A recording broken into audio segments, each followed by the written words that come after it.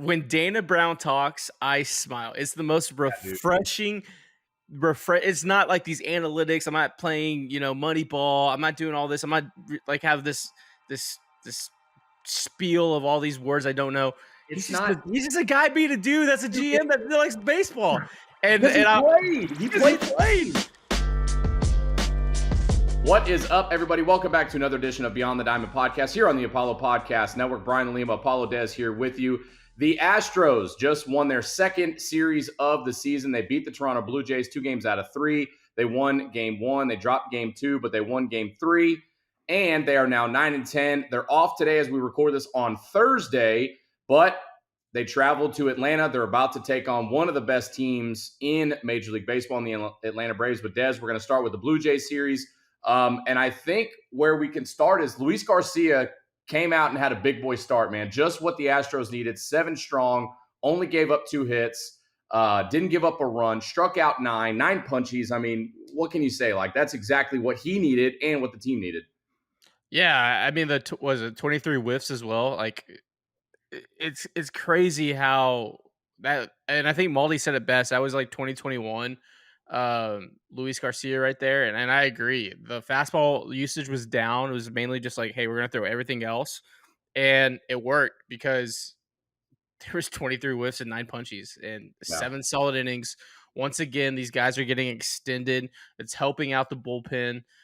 We could touch on Montero, and Brian Abreu, but Luis Garcia pitched his dang tail off, and he pitched pissed off. Like, it wasn't like happy go lucky Luis. It was like pissed off Luis from the previous starts that weren't his best. So to see him in form like that was great. When they're doing that, like, this team's really good. Yeah, so I think the biggest thing for me when I watched his start last night is you saw the late life on his fastball. And I think the 2 previous outings, one, I don't even think he went past 5 innings. So him throwing 7 last night was key, obviously, get it to that back end of the bullpen. But the late life on the fastball to enable all of those swings and misses and get those 9 strikeouts, didn't give up a run. The pitch count stayed down. I mean, just a big league start for Luis Garcia. And if that's the guy that you can get every night out, I mean, like, it's just another weapon in the starting rotation. And obviously there's some, Urquidy's got to figure it out, and we can touch on him as well. But just you can't say enough about that start last night for Luis Garcia. Yeah, I think it's something he can build off too, right? These guys are uber competitors. Luis Garcia, people forget I played against him in MLB The Show. He run ruled me like 25-2. Like, this guy just competes at everything he does. It's not like, oh shucks, like Eeyore, like, oh man, like I suck today. Like, no, these guys get pissed off when you're mad on the internet, they're mad at themselves. Like just because you're mad doesn't mean they're not mad too. So Right. to see him bounce back like that was great. I want to see him build off it. But also just to be able to take a series against the Blue Jays when it felt like the Astros are doing everything to give a series away was great to see. And to see them turn it on, and I think that was probably the game that was like, oh, this is the team we expected to see all year. And hopefully that's kind of a jump start into May. Yeah, so you look at Garcia's his first 4 starts this season. He threw against the White Sox, the Twins, the Rangers, and the Blue Jays. He threw 5 innings against the White Sox, 4 against the Twins, 5 against the Rangers, and then 7 last night. And you look at the difference here. I mean, I think he entered the game last night with an ERA of like over 8, and it dropped it all the way down to like 5.5 or whatever it is. And you look at the hits that he gave up: 7, 6, 6, and 2. 3 runs, 4 runs, 5 runs, 5 earned, 4 earned, 3 earned, no earned run last night, no runs, only walked 1, struck out 9. So yeah, man, it's something to build off of. We know that he's got the stuff. It's crazy. It's crazy because after his last outing, I remember seeing things on the internet that, a few people were talking about, can we bring up Forrest Whitley and put Luis Garcia in the bullpen and have Forrest Whitley be in the rotation? Is pretty crazy take. But people were down on Luis Garcia. But like we've said, it's early, relax, trust these guys. and Luis Garcia just proved it. So hopefully he can build off of that. Going into he's going to face the Rays, I believe. Rays are the Yeah. hottest team in baseball still. I don't know what they're doing. Like it's insane to watch how good they are so far. The Braves are obviously right there as well. But yeah, man, just a really good start for Luis Garcia. I'm happy to see him turn things around after his or in his fourth start. Yeah, before we move on, I just think there was last week in the questions portion of Beyond the Diamond, people were asking about Luis and talked about his velo being down. Was it a WBC thing? I Yeah, think last night we saw peak Luis Garcia because he wasn't relying on the fastball. It was like, hey, here's my cutter slider. I'm throwing the off speed and I'll throw my fastball when I want to, or I'm gonna sneak one by you and I can put a little more ump behind it because I'm not my usage rate's not 55%. I think it was like 25%. So when he was using his fastball, it was up in high velo like we've seen before in the past. And so that's credit to the game plan, credit to Murph and Mill and Maldi, and to stay with it too. It's kind of crazy when you're in a game and you're getting like a lot of like swings and misses, you kind of probably start self doubting yourself. You're like, okay, they know a cutter's coming, right? Like they've whiffed at 7. Like, do I keep calling cutter? And they kept going to it, kept going to it, and kept going to it. And I think that's the way you attack teams in 2023 in baseball. Prove to me that you can hit this pitch that you're yeah. not capable of hitting. And hey, if George Springer hits a cutter out the other way, or Chapman hits it out, or Bichette or Vladdy, whoever it is, then so be it. We'll change up our game plan. But you know what? They're like, they can't hit this pitch tonight. Let's just stay to it. I thought that was really impressive to see. Yeah, and I think like you hit it, like establish whatever pitch it is, whether it's your fastball, your cutter, your slider, and say we're not going to go off of this pitch, or we're not going to give up on this pitch until they can prove that they can do it. Like the mentality, like you remember Josh Beckett, Oh like one yeah, of the things, like he grew up a neighborhood away from me, and he went to Spring High School where I went. But one of the things that I learned from different coaches that were coaching him and hearing different things when he got in the big leagues, dude, through the first 9 he would throw like 95% fastballs, and him and his catcher, whoever it was, Jason Varitek, when he was with the Red Sox, would say, we're not throwing anything else until they can prove that they can hit this 98, mm, 99 hard, heavy fastball. And so I yeah, think with what we saw with Maldi calling the game last night with Luis Garcia, that's kind of what we saw, but with a different type of pitch. So I love that. I'm glad they made that adjustment. And that's the underrated part of Martin Maldonado. Look, yeah, we understand you're not going to get the massive offensive production that everybody wants from Martin Maldonado. But the little nuances in this game, like you just mentioned, that I just mentioned, those go a long way. So you have to credit Maldi for helping Garcia. Obviously, Garcia gets a good amount of the credit because he's the one that pitched, right? yeah. But He executed. Martin Maldonado is right there with him. So those are the little things that Martin Maldonado does. That's why he's the starting catcher. Yeah, and I think anyone listening or watching that's played at any level of baseball, and obviously we could talk about it, but when you have a pitcher, an opposing pitcher, or a pitcher on your team that is pitching with confidence, one, but pitching ahead, it's fun. Like Yeah, if you're defensively, I'm like, hey, like I know I'm I'll be ready for a ball because my guy's filling up the zone. But two, the other side, the flip side, if I'm facing an opposing pitcher like that, I'm just like, I'm before I'm even stepping the battlefield, I'm like, I'm down you're 0-1. down on Like one. I'm like, I only have 2 strikes to play with, Right. and it doesn't matter. Like if he's just locating his pitches, like I'm not going to swing on something dotted on the black on a 0-0 count. I'm just not. Like that's not a good pitch to execute on. If he executes, that's fine. But like now you look up and down the lineup, you start talking to the guys, they're like, shit, guys, we're like every count we're down 0-1. And then Yeah, it gets a snowball, and then you start pressing, you start expanding your zone, and then we right. see the whiff. So yeah, Luis Garcia build off it. Obviously, the next start's going to be tough, but if he can do it again, damn, he's rolling. Yeah. It's like the old cliche saying, like the old cliche question when you're growing up playing baseball, what's the best pitch in baseball? Strike one. Yeah, Like yeah, that's strike getting, one. Yeah. getting ahead is like key in pitching, but when you see it at the major league level and it has that trickle down effect, it's a thing of beauty. We'll segue into what we saw offensively. Obviously, not Martin, Mauricio Dubon, 14 game hitting streak. Dude, he's Uh, hot. He's hot. he was All one for star. four last. He was 1 for 4 last night. Jose Abreu 2 for 4 with 2 RBIs. Kyle Tucker had 2 more hits. Jeremy Pena hit a big bomb. How about that? What inning was that? The That was, eighth. that was the Man, eighth. dude, the top of the Who's eighth got that? sketchy. It got sketchy. Yeah, Rafael Montero, what are we Monty. doing? What are we Monty. doing? Monty got the money, and now people are Uh, upset. But hey, I mean, he'll bounce back. It's fine. Look, yeah, man. it's not ideal. It's not ideal.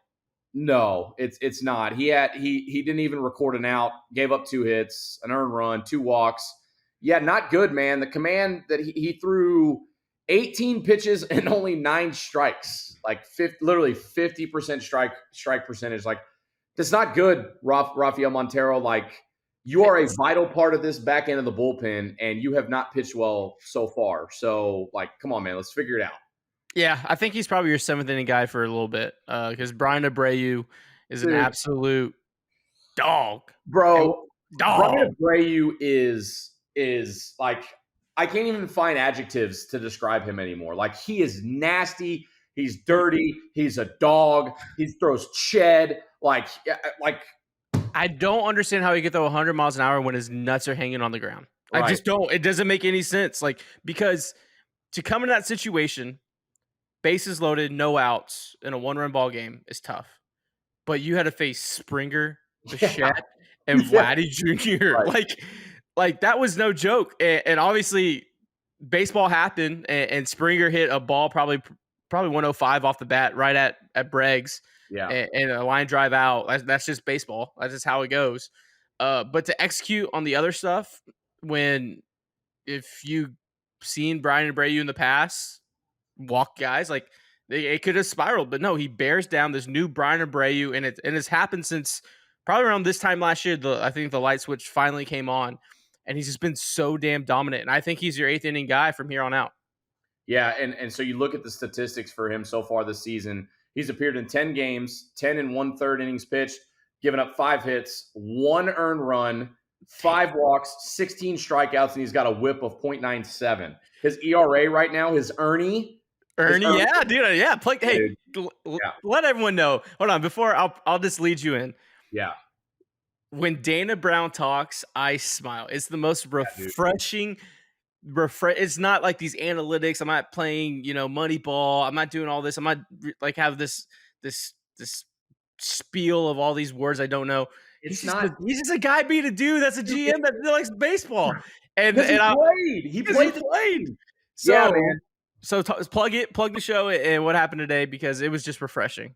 So it's like for you, like you said it, like when he talks, like you want to listen because it's not stereotypical GM talk. Like this dude just sounds like another guy. Like he sounds like one of us. And so we have him on the Sean Salisbury show every Wednesday at 9:30. We had to move him to Thursday today because they traveled yesterday, so forth and so on. So we had him on today. And Sean was asking him about Montero. And he just kind of casually, he goes, yeah, he was like, he's had a couple of rough outings, but we believe in him. And he was like, look, I understand that Rafael Montero's got like a little over a 3 Ernie. And I was like, I looked at producer Ryan Money and I was like, he called it an Ernie. An Ernie. Like we're calling it an Ernie from here on. From here on out. There's nicknames all throughout this game of baseball. Never heard Ernie, that. And me neither. Like, never heard that ever. Called on me like ERA, Ernie. Holy shit, it's an Ernie. We're calling it Ernie from here on out.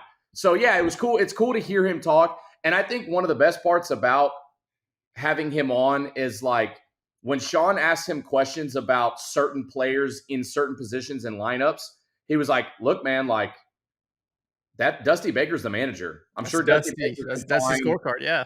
He was like, I'm sure Dusty Baker can find a spot for Dubon if he continues to hit like this. And when Altuve comes back, that's a Dusty question. So it's, when you talk about Moneyball, this isn't a Billy Beane situation, right? Like Dana Brown has his role as a general manager. I'm sure he has some input, some say for sure with the lineup and with Dusty Baker, but he says it and you can hear it. He's like, yeah, man, that's a Dusty question, but I'll give my input on it. So it's very, very refreshing, especially what we had before. James Click, Jeff Luno, like they were a little more reserved, a little close to the vest, had the GM talk. It's great, dude. I love when Dana Brown is on with us every Wednesday on the Sean Salisbury Show on Sports Talk 790, 9:30 in the morning. So it's good stuff, man. I enjoy it. And I think another thing, and we'll segue to offense. He talked about Jake Meyers and Yeah. have a little dog and be a little How, pissed off, be how a little cool is pissed off that? at the play. Yeah, like Like hearing that, right? that's so like that relates because I'm like I And remember times where imagine as a player. that's refreshing Yeah. because I was about to say like if it was another GM just around the cages or whatever, you kind of be like why is he Right. watching me, whatever. But he's like, no, he's like he's given input in a way because he relates because he was a ball player, and two, he's just like go up there and be pissed off and like and it's just it's got to be refreshing for the guys because it's not like this like death is coming down the hallway like oh, there's the GM, why is he around the cages. No, Yeah. it's like he's a guy, he's been there before, he knows the grind. And so and it's Jake Myers been a punching bag for Astros Twitter, a lot of good at bats lately. I was very impressed with his, and I don't know, it may be a organizational thing for the guys that are struggling. We're just going to live right center. We're going to live that right center gap, right field, and we're not going to do too much because you look at Dubon's spray chart, everything's to right field. Jake Mars this past week, everything to right field. So, Even yeah, to see, go look at Jose Abreu's spray chart. It's like left center and over. Like it's yeah, gap insane. to gap. Yeah, it's gap to gap approach, man. And so like a little backstory real quick. Dana Brown, Sean asked him about Jake Meyers, and he said, "Yeah, man, I was in the cages, and I just kind of went up to him and I said, hey, man, let's see a little more fire at the plate. Like let's look more sense of urgency at the plate. Like a little more fire inside the mental side of it." He's like, "I just want to give him some words of encouragement." And I'm just like, dude, that fucking gets me fired. That gets me bricked up, dude. Like a general manager that played the game at a high level. He was in scouting. He did very, very well with the Braves, made his name. Now he's a general manager, so he can take every ounce of background that he has with this game and put it into the general manager's position with the Astros. And for him to be around the cages and talk baseball with those guys and the mental side, like I loved it. Like as a player, I would love it.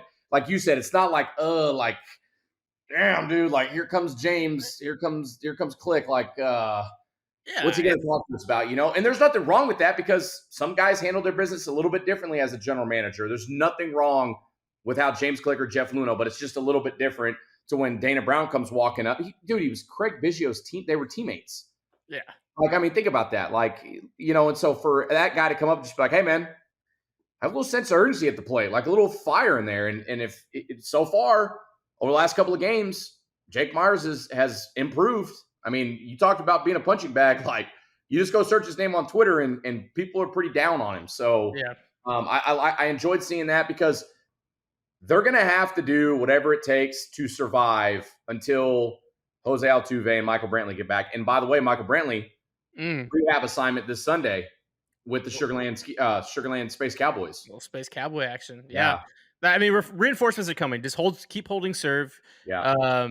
Obviously, taking the Blue Jay series is great. You have 6 games coming up against, the Braves and the Rays. I'll be happy splitting 3-3. Get back to Houston. But the topic's got to be Mauricio Dubon, and Yeah. he's an all-star right now. Like legitimately, the talks, and he hasn't been shy about it. The Jordan talk, the dominoes. To see a guy succeed like that, that's cool, and it may not be sustainable, but it's coming at a point where someone has to step up, and he did, and I'm really happy to see that. Yeah. Do you think it's sustainable? I think the way that he's handled his at bats, it is. I would have thought the book would have been out by now that hey, he's taking everything the other way and we're just going to pound you inside with sinkers and four seams and do that. They haven't. Obviously the Braves and Rays may do that just because they're some of the best staffs in the league. Yeah. So right. So yeah. So we'll see. I'm happy what he's done so far. I think Jose Abreu's close. I was at that Sunday night game against the Rangers that they dropped, and he had 4 or 5 foul balls that he hit down the right field line. And I was like, oh, he's getting there. Yeah, and I should have tweeted it because that next day he hit that double off the wall, dead center. And I was like, damn, I should have tweeted that. But I think he's almost there, and he's a notoriously slow starter. Like go look at his career in March and April. It's not good. And then when the weather heats up, he heats up, and so Yeah. um, it happens. When I played, I was a notoriously slow starter. I was not good until like spring break, and then I just was a better second half player. It's just sometimes how she goes. Yeah. I think what we're seeing is, again, we're in what, we're 19 games in. I mean, you could really argue that this is still basically spring training baseball. Like Yeah, a little it's extended spring. yeah, a little extended spring. But I think the at bats are getting better. And a big thing that I noticed from last night against the Blue Jays, the Astros coming into the Toronto Blue Jays series, they're averaging like over 9 strikeouts a game as a team. And throughout the lineup last night, they only struck out 4 times. Yeah, So the at bats are getting better. yeah. And Barrios pitched well, 7 innings, 2 earned. She was I mean, shoving. yeah, man, he pitched well, and they found ways. They found a way to win. The sketchiness of the top of the eighth, Brian Abreu shuts it down. Abreu with 2 RBI single, and then a bomb from Jeremy Pena. Like that's the lineup that we know. Exactly. And you know what that was? That was a little Uncle Mo. Exactly. Remember Do when you me remember? and you remember I mean, Yeah. Oh yeah. you remember about 2 years Really? ago Today. today. 2 years ago Mhm. today that Yeah. me and you got flack on the internet for saying momentum's not a real Yeah. thing in baseball. They look like people in our own group. It'd be your own people. It'd be your own They're like, people. momentum's not real. Momentum in baseball is not real. It's not. Like, come on. Like I gotta have a whole episode on momentum. Moments, Uncle In Mo. game in game momentum is a real thing, and we saw it last night. You They had know, bases loaded, no outs, and they get shut down. And then you turn around and look what happens. Literally, look at that. 6-5. There's proof. There's proof of momentum in baseball. You know what we're gonna do? And this is a plug for our skits that we've been doing. You can tune in to YouTube channel, Super Big Sports, episode 1 just dropped, new series. But I want to do a series of like Uncle Mo, and we'll like get Garrett or Noah dressed up like as like a weird uncle, and they'll just be the third person on the episode, like a whole segment of Uncle Mo, Yeah. and just roll it with that because it's a real thing. Momentum is a real thing in baseball, and I think we saw it last night at Minute Maid Park. Yeah, we sure did. Let's take a look around the league real quick. Um, you've got the Rays still playing really good baseball. They're 16-3. The Yankees are 12-7. The Twins are 11. And I'm just going to do it real quick. The Rangers leading the AL West at 12-6. But after that, you got the Astros at 9-10, the Angels at 9-10, the Mariners at 8-11, and then the poor Athletics 3-16. The Braves, Vegas. Vegas headed to Vegas. Vegas. Hey, Atlanta Braves 14-5. Look at the Milwaukee Brewers at 14-5. Sneaky. And then the Cubs at 11-6. So a lot of teams that I just mentioned are playing good baseball. I think the two big topics around the league right now, Max Scherzer getting tossed for a sticky substance, and the Oakland Athletics agreed to buy some land to build a new stadium in Las Vegas. So it looks like that move is imminent. So let's real quick, we've got a couple of minutes left. With Max Scherzer, this is where I don't like this rule. And the reason I don't like it, there has to be formity to it. Like, one guy can't get bounced and ejected for having too much rosin and sweat and rosin and water or whatever the substance was. And then just a couple of days ago, Domingo Germán has stuff all over his hand and his glove, whatever. They tell him, go wash your hand. He comes out, they check it again. It's still a little sticky, but they're like, you know what? Go on out there, son. They let Max Scherzer go back out there, but he comes back out and they get checked again, and he gets tossed. I don't know how to enforce it, but it has to be even across the board, because, like we talked on the show this morning, like, one umpire's touch can be a little different than others. Like, I if you're going to do the checks and they're going to be random, okay, that's fine. Pitchers are going to find ways to have a competitive advantage. We know that. Yeah. Right. But if you're going to toss one guy, or if you're going to let one guy stay in and tell him to go wash his hands, why did you not give the same to Max Scherzer? That's my question. No, I think you're right. And you leave it up to the umpires and a human discretion to like police it. And that's not a good process. When one kid pees in the pool, everyone has to get out. That's just what happened. And the Scherzer thing, I don't think, because his RPMs are like league normal. So like I think maybe like, hey, let's just take it to the booth and check the RPMs. Like figure it out that way. Because and anyone at home right now, I need you to next time in the summer, whenever your kids are playing, you're playing, go get some bullfrog, Yeah, sunscreen. right? Yep. Sunscreen, just regular sunscreen. Yep. Spray it on your arm if you're sweating, and then put some rosin on it and grab a baseball. Yeah. You can make a baseball do a lot of things, and that's fine. That's like I this Oldest, that's the just part of it. oldest concoction in the book too. Yes. That's what I said this morning. I was like, he was saying it was rosin and sweat. Okay, it was probably rosin and sweat. But come Sweat, on, dude. sunscreen. Yeah, he had You had sunscreen. some Yeah, sunscreen on yeah, there somewhere. Like, yeah, come on, dude. Like, yeah. you're not fooling On your anybody. neck or whatever it Yeah, is. You know, it's outside. You're gonna, protect yourself for right. the rays. Like, yeah, you're gonna have some sunscreen. So, Yeah, but that's not that doesn't generate what the sticky spider tack did, right? That was just egregious. And so I agree with you. Like, you can't have Herman just wash his hands like twice and then let him go out there, and the umpire literally saying, "I told you to wash your hands," and then you have the same umpire be like, "Oh, sorry, sure." And did you see him when he made him change gloves? He kind of like shoved it into his yeah. chest before that. I was like, now you're just maybe Scherzer's a psychopath. He's probably cussed Right. this guy out, and he It's probably has a vendetta against him. You know what I mean?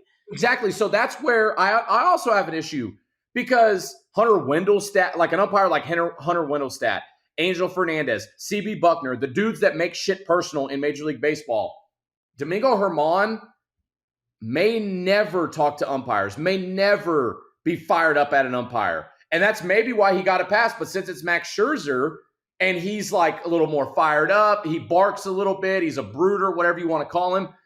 Maybe he got into it with that umpire in the past and he's got a little vengeance against him. I don't know. 100%. That's the objective part about it in the human element that it's got to be across the board. Like Yeah. I don't know how to enforce that. Yeah, actually Braves Ashton had a really good tweet. I don't know how the science behind it. Like, the stuff where they like test the police officers like test drugs on the side. Yeah, right And there. like Yeah, yeah, like it's like blue or whatever. yeah, I don't know what it is. But having kind of that, the umpires like test it and be like, okay, if this has a foreign substance or it doesn't have a foreign substance, have a baseline where like a basic basically doing science. You got to do yeah, something. You just can't have the umpires just being like, well, this guy cussed me out 4 times in 2016. I'm gonna have my vengeance now and throw him out for some sticky stuff. So right.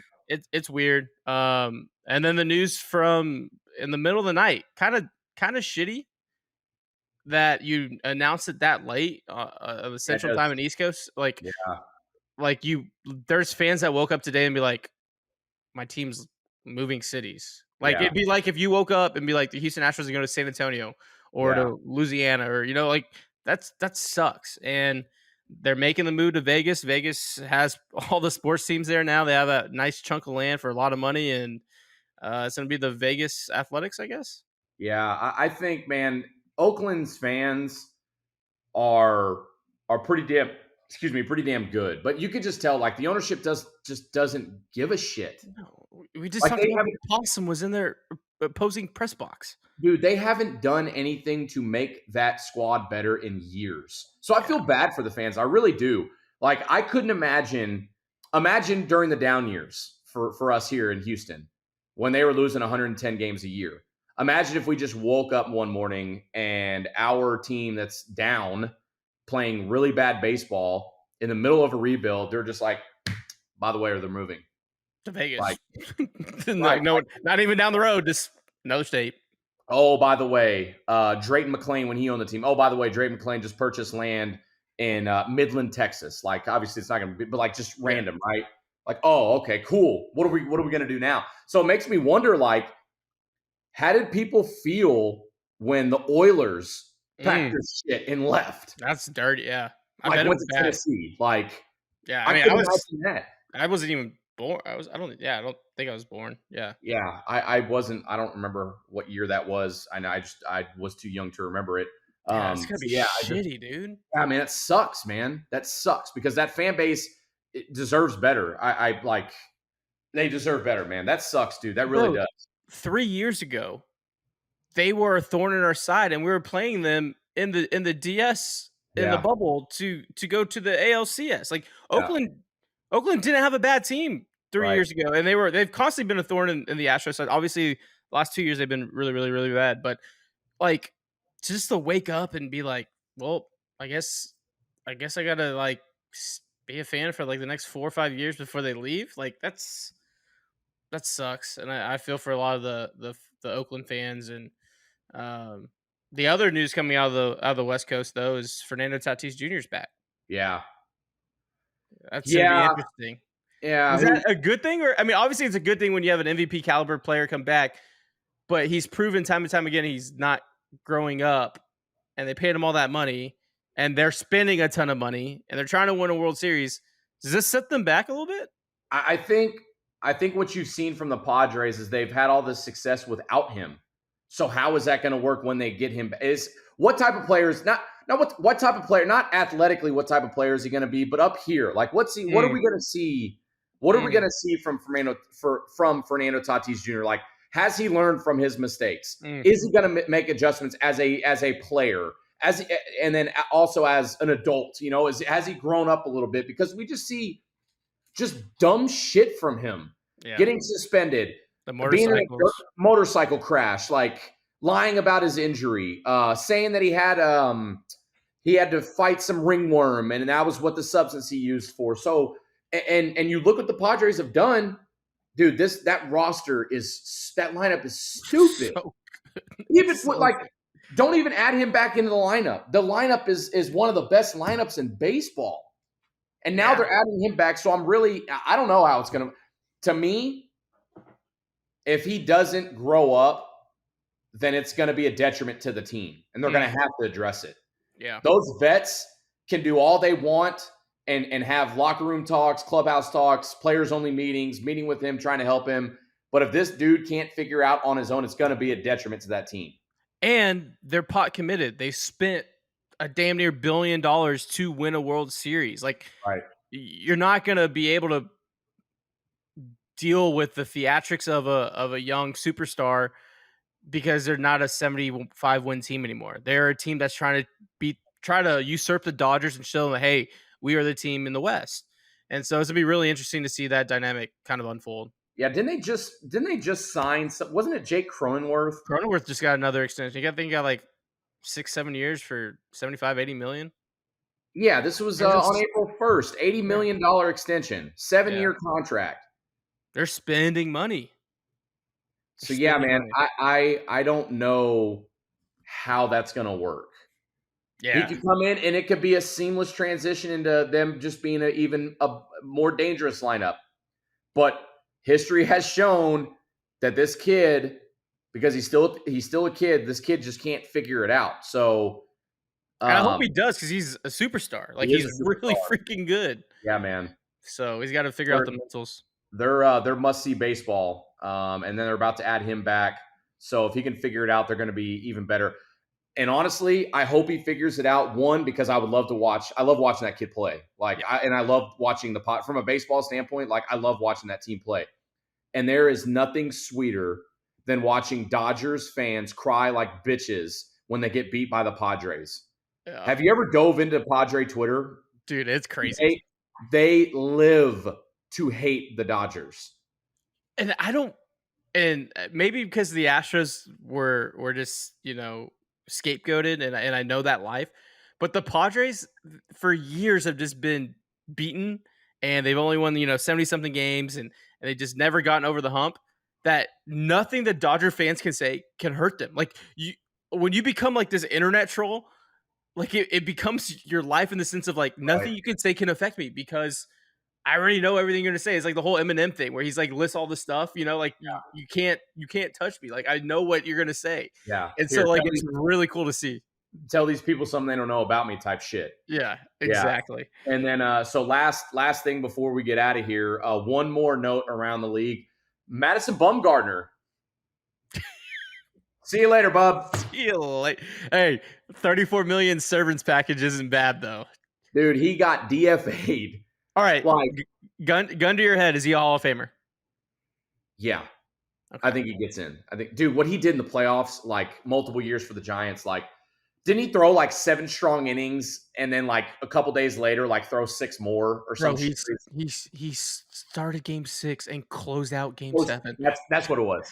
or Yeah, whatever it was. Like he closed out a world. Like it was. yeah. I think I pulled it up and you could talk about Madison Bumgarner now in whatever frame, and he doesn't help himself with his constant barking. He's like Dude, we just saw it with Wilson Contreras. he's such a boomer on the mound, dude. He's the guy yells at cloud meme. Like anything you do that isn't the traditional way of baseball, he bitches about. And it makes me not like him, dude. Just shut the fuck up. Wilson Contreras took a massive hack against him the other night, fouled it straight back, and he goes, ooh. And then you look at Madison Bumgarner, he's saying, shut the fuck up. It was like Wilson Contreras murdered like his horses on his horse ranch. Yeah, like, man. Like, just took a hack. You threw a cookie. It's like, damn, dude, Madison. Hey, Bumgarner. Like, hey, man, Wilson Contreras didn't take your horses to the glue factory. Like, let's relax, bub. And he was like all fired up.